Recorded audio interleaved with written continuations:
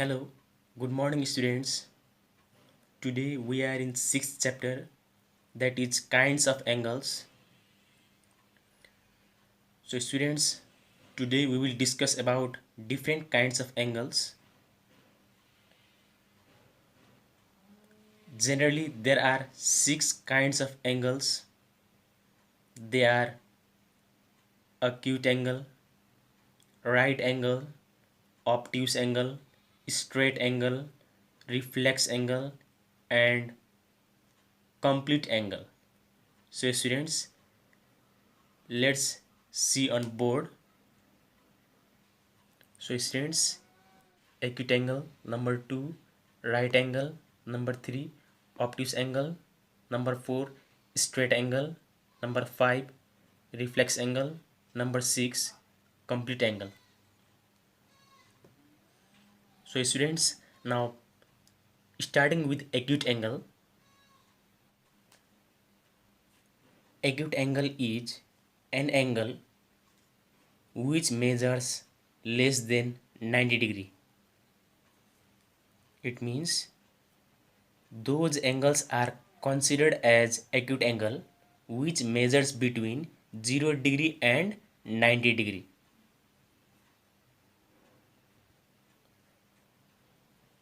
यस विद्यार्थीहरू, acute angle यस्तो angle हो जुन 0 र 90 डिग्रीको बिचमा पर्छ. For example 10 degree, 20 degree, 45 degree, 55 degree, 70 degree, 85 degree.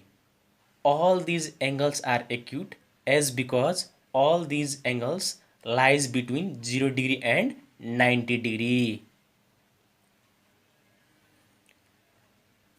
Now students, let's understand the concept of acute angle through the help of figure.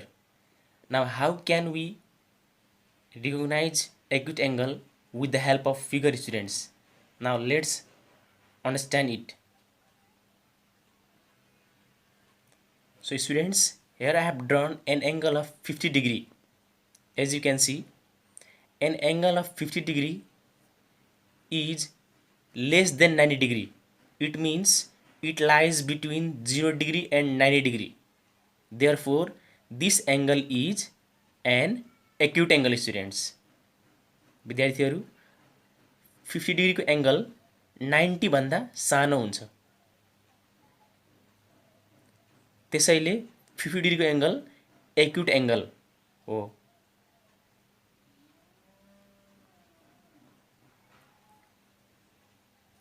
Now students, let's understand the concept of acute angle once more.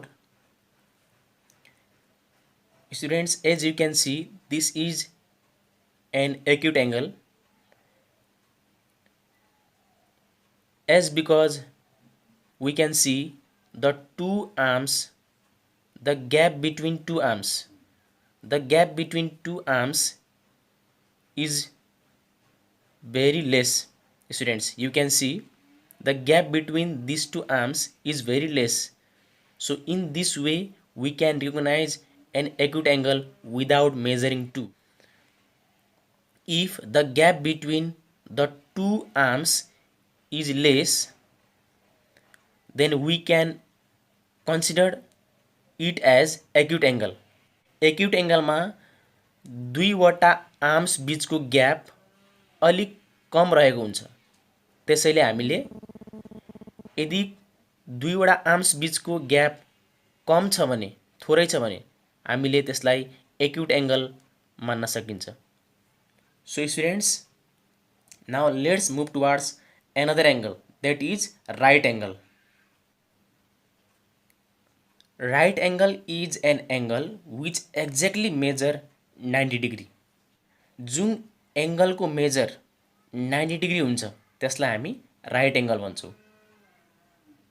यदि कुनै पनि angle 90 degree को छ भने त्यसलाई हामी right angle भन्न सक्छौं. So students, now let's see the definition on the board. So students, an angle which exactly measures 90 degree is known as right angle. Now students, let's understand the concept of right angle with the help of figure. How can we recognize right angle with the help of figure?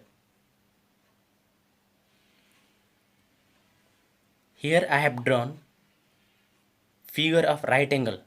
Students, you can see here I have drawn figure of right angle. This is a right angle, students.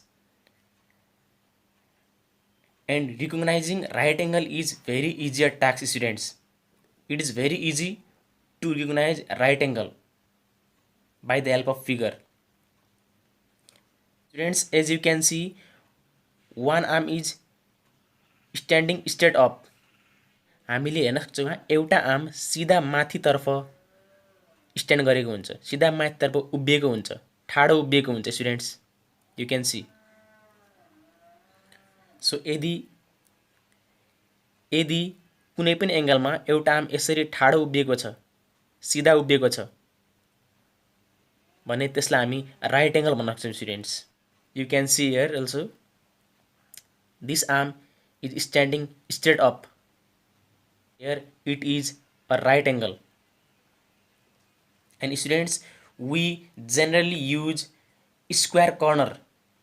We generally use square corner to denote right angle.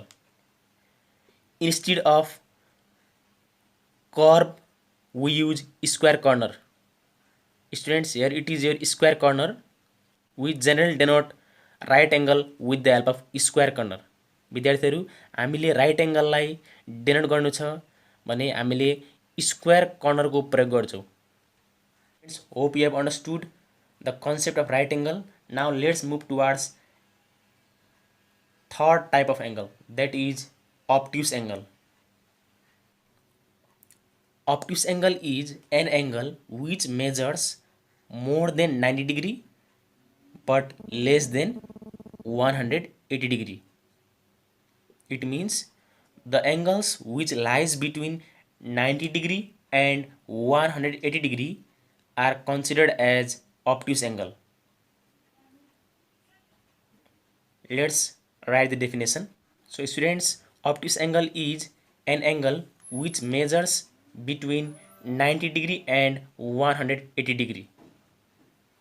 So विद्यार्थीहरू, obtuse angle भनेको 90 degree र 180 डिग्रीको बिचमा पर्छ। For example 100 degree, 120 degree, 135 degree, 150 degree, 175 degree, 179 degree, all these are obtuse angle. Now students, let's understand the concept of obtuse angle through the help of figure. Students, here I have drawn an angle of 120 degree. As you can see, 120 degree lies between 90 degree and 180 degree. Therefore, 120 degree is an obtuse angle. विद्यार्थीहरू, 120 degree भनेको 90 degree भन्दा ठुलो हो र 180 degree भन्दा सानो भएको हुनाले 120 डिग्री obtuse angle रहेको छ। So students, as you can see, I have made another obtuse angle with the help of pencil. Unlike acute angle, the gap between these two arms is little bit wider. विद्यार्थीहरू, हामीले हेर्न सक्छौँ यो एङ्गलमा दुईवटा arms बिचको gap अलि धेरै रहेको छ, अलि ठुलो रहेको छ। स्टुडेन्ट्स, हामीले हेर्न सक्छौँ ग्याप यहाँ धेरै रहेको छ, त्यसैले यस्तो एङ्गललाई हामी के भन्छौँ? obtuse एङ्गल भन्छौँ। So students, at last now let's revise the types of angles in short. This is an acute angle as because the gap between these two arms is very less. And students, this is your right angle as because you can see this arm stands straight up. So विद्यार्थीहरू, हामीले हेर्न सक्छौँ यो arms अहिले सिधा माथि उभिएको छ, ठाडो उभिएको छ, त्यसैले यो राइट एङ्गल हो। And students, at last this is your obtuse angle, as because we can see the gap between these two arms is very wider, is very large. विद्यार्थीहरू, यो दुईवटा आर्म्स बीचको ग्याप धेरै ठुलो भएको हुनाले यसलाई हामी obtuse angle भन्न सकिन्छ. Hope you have understood very well. So in the next class we will be learning next 3 kinds of angles. Till then, take care. Thank you so much.